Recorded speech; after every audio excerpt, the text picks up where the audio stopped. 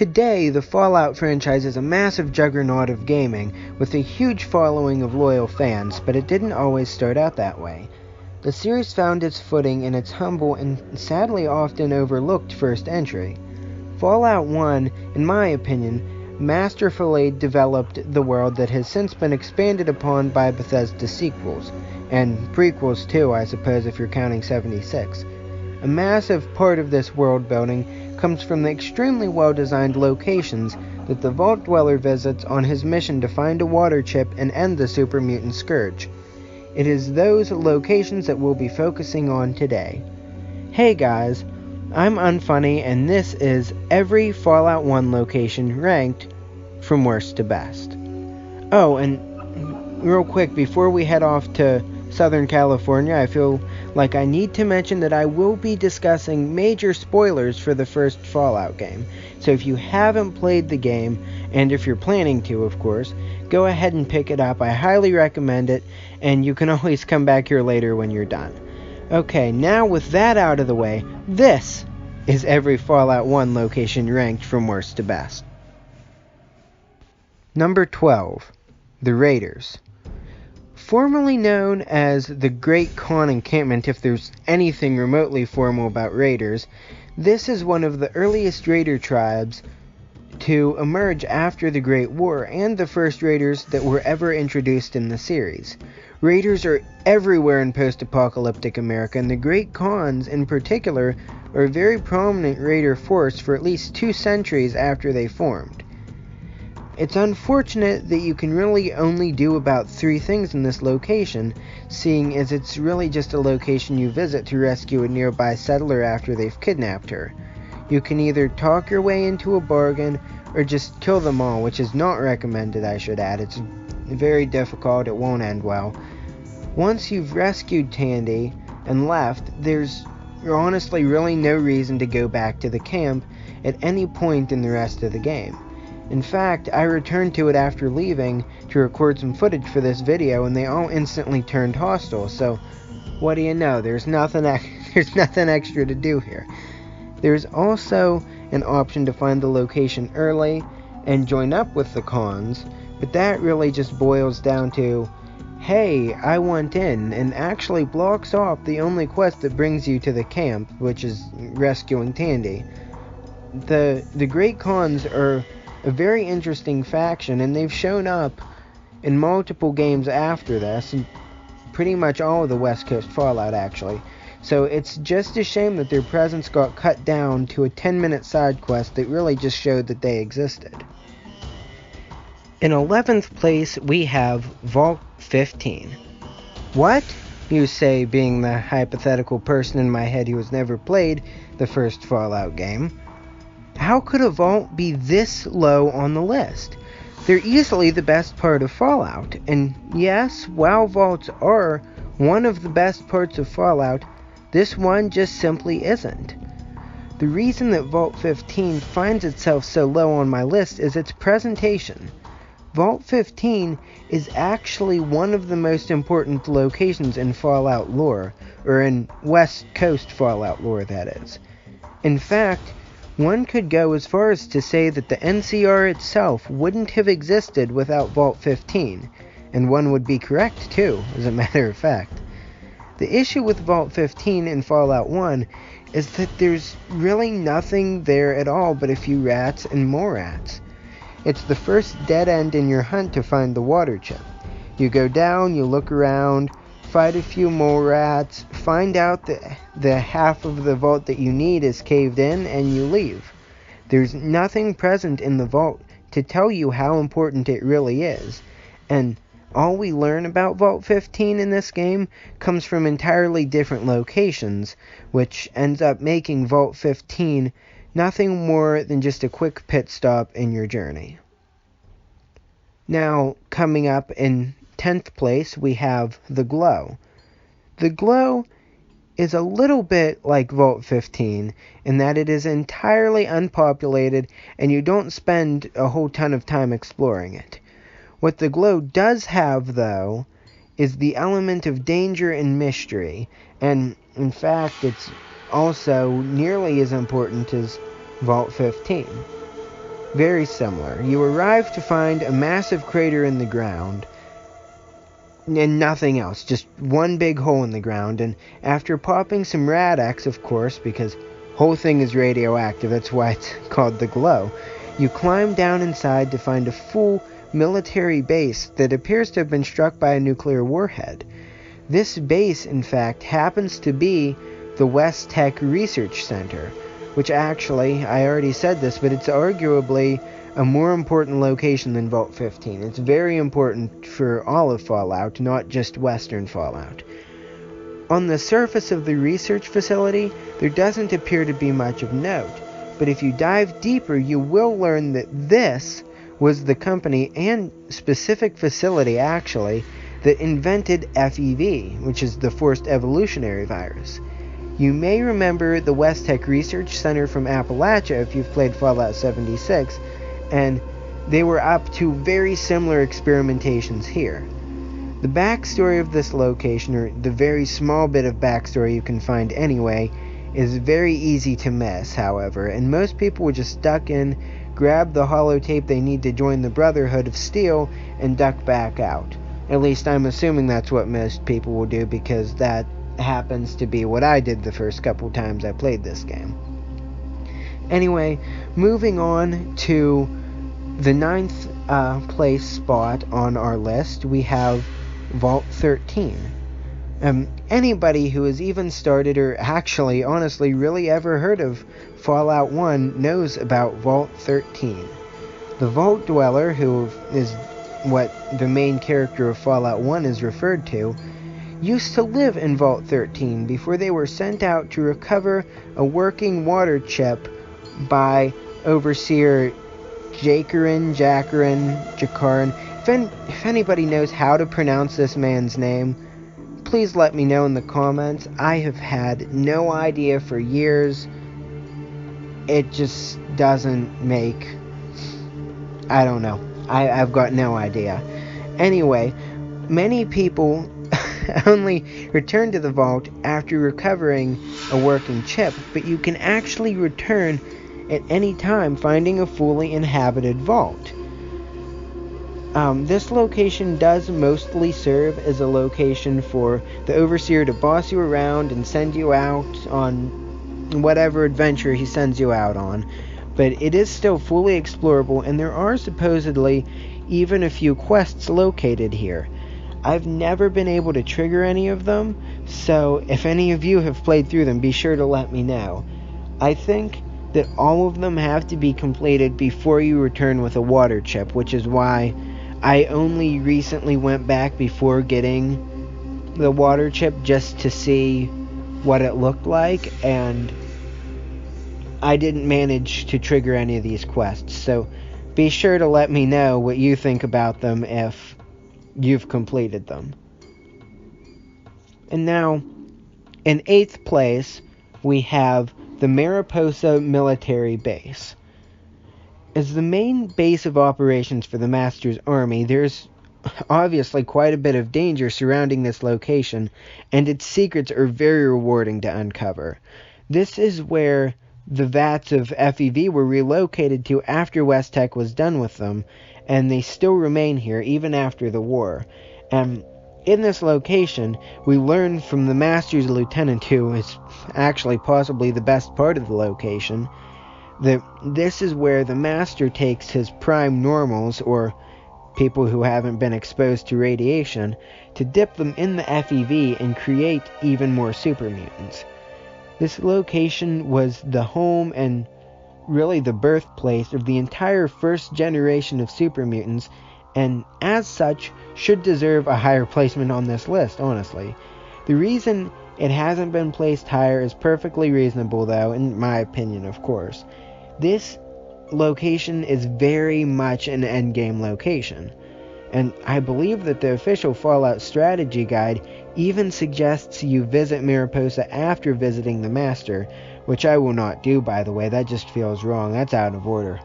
But seeing as it's been built to serve as the end of an already fairly difficult game, this place can be brutal. The building itself is such a maze that the difficulty of navigation almost matches the difficulty of encountering the building's inhabitants. There's a lot of good stuff here, a lot of interesting stuff. It's just hidden under legions of mutants and centaurs. And now coming in 7th place on our list, we have the Brotherhood of Steel Bunker.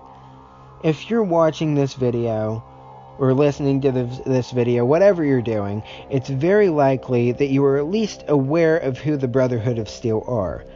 They've featured in every single Fallout game, and they've even had an awful spin-off game named after them, but let's not talk about that one, okay? These metallic monks make their first appearance here, and it is a very memorable one. This iteration of the Brotherhood is reclusive and elite, and they send you to the glow to retrieve a holotape for them, believing that you will die, and they wouldn't need to worry about you wanting in anymore. They purposely send their new recruits on dangerous missions, not caring if they live or die, just to see if they're strong enough to bring it back, then they've found a valuable member. If they don't come back, then they weren't valuable and they don't have to worry about them anymore. It's a very reclusive, a very kind of a brutal faction in this game. Once you get past their small surface gate, once you pass the test, however, a large bunker opens up beneath the earth, and there is plenty to do here. You can even earn your own power armor, which of course is the iconic Fallout armor that's featured in every game as well. The most important part of this location, though, is that the Brotherhood can actually provide you with the information needed to talk down the Master at the very end of the game, which saves you from a very, very difficult fight.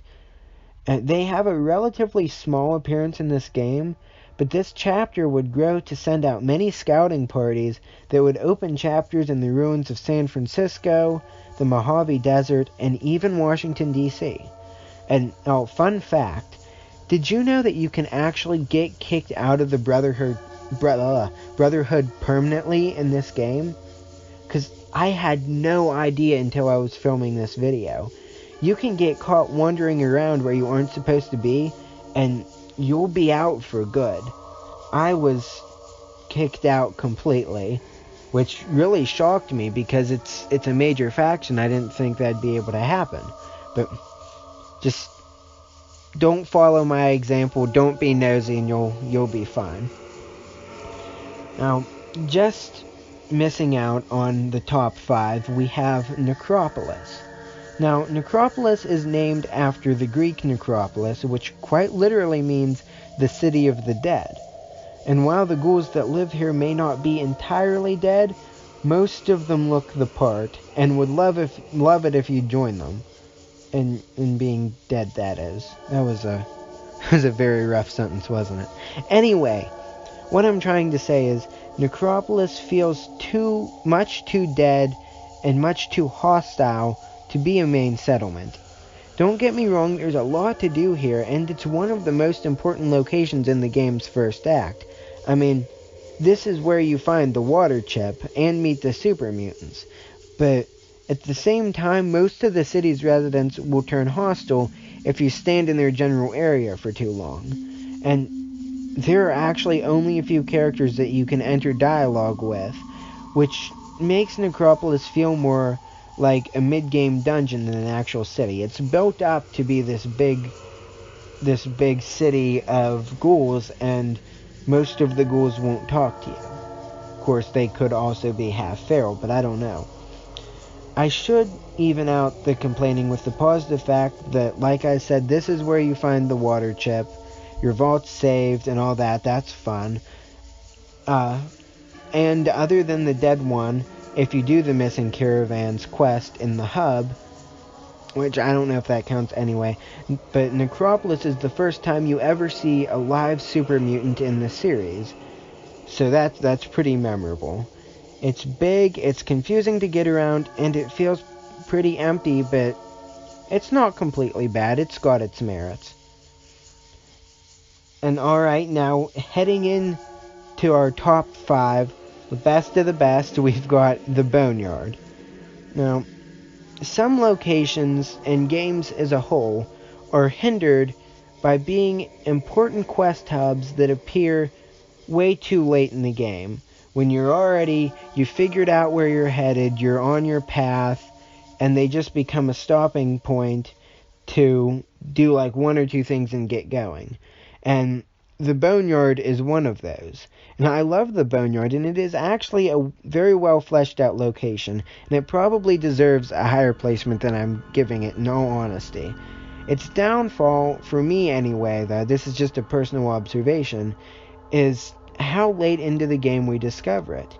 I'm sure that many people get here earlier than me and don't have this gripe, but by the time I visit the Boneyard, I honestly really feel like I'm in the home stretch of the game. And I think I actually already cleared through Mariposa before visiting the Boneyard in my last playthrough. And I know that many people enjoy it, but nothing slows down that excitement for me more than the Mother Deathclaw fight that's found right in the middle of the city. I'll admit that the fight is satisfying to finish, but at the same time I get stuck on it for so long that it's truly the most memorable part of the Boneyard, which actually isn't a good thing in this case. The whole city is just sort of a mixed bag for me, and I can never decide whether I like it or not. You can pick this one for me and let me know your opinion on it down in the comments, because I don't want to choose whether I like it or not. Coming in fourth place, we've got the Cathedral. I don't know if there's ever been or ever will be a Fallout villain better than the Master, and an excellent villain, of course, deserves an excellent base of operations. The Cathedral is one of the greatest mysteries in Fallout 1, starting out as a crazy but seemingly benevolent cult and slowly getting more and more sinister the more you find out about their goals and leadership. The moment when you realize that something truly terrifying is going on with these people, however, is when you enter the Cathedral, their base of operations, for the first time. There are mindless zealots wandering around the grounds and watching the sermon of a hooded man on a screen, and the grouchy but helpful nature of the other children is replaced with purely brainwashed comments, with many characters just droning the same greeting and general propagandic dialogue. Another revelation comes when you reach the upper floors of the church and find Nightkin, which are basically invisible super mutants for those who don't know, wandering around and guarding the higher-ranking members of the cult. All of this is great, but eventually you'll make your way downstairs either by fighting through hordes of mutants or talking your way through like most people, because it's very difficult. The Master inhabits nearly the entire basement of the Cathedral, and he's honestly terrifying. And it technically doesn't have to do with the location itself, but confronting the Master is really the moment that makes Fallout 1 a great game for me, and his hideout is so iconic that it had to take a high spot in this ranking. Coming into the top 3 now, we have in third place, we've got Shady Sands. And I know that I've said the same thing about multiple different locations in this game already, but Shady Sands is possibly one of the most important cities in Western Fallout. The humble settlement will actually grow to become the New California Republic, or NCR, which plays a major role in later installments. It's a major faction that you can side with actually in Fallout New Vegas. When we find it in Fallout 1, however, it's just a small farming village trying to survive in the deadly waste of post-apocalyptic California. The struggles of the honest people here really set the tone for what will be found later on in the game, and they make a lasting impression that will stay with you even after you finish the game. The town is actually a pretty necessary first stop in your journey, since it's perfectly placed between vaults 13 and 15, and the quests that you'll find here really help you to gain an appreciation for the world you've just been thrown into. Honestly, there are a lot of quests here that really revolve around introducing you to what the world is like, especially, you start out, you see the Rad Scorpion Cave, you go fight the Rad Scorpions if you want to, and then when you come back, then they send you to the Raiders. You're introduced to the Raiders, which are another important part of Fallout. And honestly, after having played through Fallout 1 multiple times, I've just spent so much time in Shady Sands, and I'm finally convinced that I've seen everything it's got to offer. There's just so much interesting backstory behind this little town, and it has to do with Vault 15 and the Raiders, so it's all linked. And you find out a lot about that area and basically the development of the entire West Coast in the Fallout world just from this one town. Now, our runner-up in second place is Junktown. Now, Junktown is usually the second main settlement that you come across in Fallout 1, just after Shady Sands, and it provides a sharp contrast to Shady Sands. Junktown also contains the first major choice that you have to make in the entire franchise. The choice between siding with Gizmo or siding with Killian Darkwater. And unless you skip the town entirely, which is very unlikely, it's very, very difficult not to pick sides in this conflict, and like many Fallout quests, there's no obviously correct answer. It's a very gray area. Killian is a much better leader, and he will keep the town clean and crime-free, but Gizmo, on the other hand, generates almost all of the town's profit, maybe even all of it, with his casino and his underworld dealings. Choosing Gizmo could turn the town into just another lawless mess like New Reno, but choosing Killian could financially ruin the town and eventually just wipe it off the map. Junktown is a perfect example of the moral dilemmas that will plague the series for the rest of its installments, and is possibly one of the most memorable Fallout locations, even going on to inspire the main settlement Megaton from Fallout 3. And now finally, coming in at first place, we've got the Hub. Take everything I said about Junktown, minus the extremely specific stuff about Gizmo and Killian, of course, and multiply it by 10. The Hub feels like the developers looked at Junktown and thought, okay, that was good, but what if we made it bigger? And if that's what they were going for, good for them, because it worked. The main draw of the Hub is its merchant area in Old Town. In Junktown, there were two factions vying for power, but the Hub has at least 5, all jockeying for power at once, all trying to outdo the other. There's so much to do in this location that I doubt I'll ever get to see it all. I know of multiple full quest lines that I haven't completed yet, and I know of at least 2 factions that I've never even seen. The Elusive Thieves Guild is one of them. I've just never had a character that works well with the Thieves Guild, that can make it to the Thieves Guild without, coming back late in the game. And at that point, there's not much need to do it. There's no benefit, in my opinion, other than getting to see it. I'll have to go back and see it, of course. Anyway, the Hub might be the most fleshed out location in any Fallout game, which is saying a lot, and it automatically gives the Hub our top spot in this list. And that's it. Every Fallout 1 location ranked from worst to best. Do you agree with my picks? What's your favorite Fallout settlement in any of the games, not just Fallout 1? Be sure to let me know down in the comments, and be sure to let me know if you want to see more Fallout-based content in the future. I've decided, since I ended up having to delay this video a week because I ended up getting sick and not being able to record or work on it too much, so decided to move it back a week. Since things are starting to get busy again, I'm starting to get back into the normal year, what I would be doing, less free time.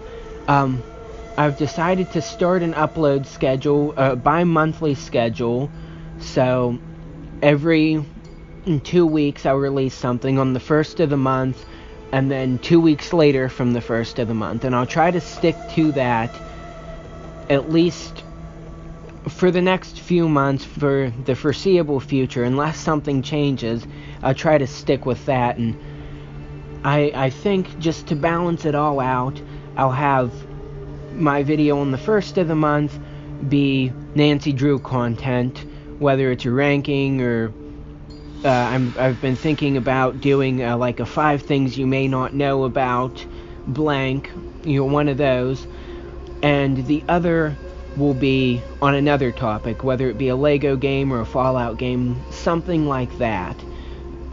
So be sure to subscribe to see that, and of course, like usual, be sure to let me know your thoughts and ideas down in the comments. If you've got any video suggestions, I'd love to take them.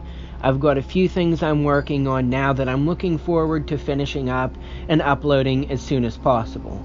Thanks, and I'll see you in the next one.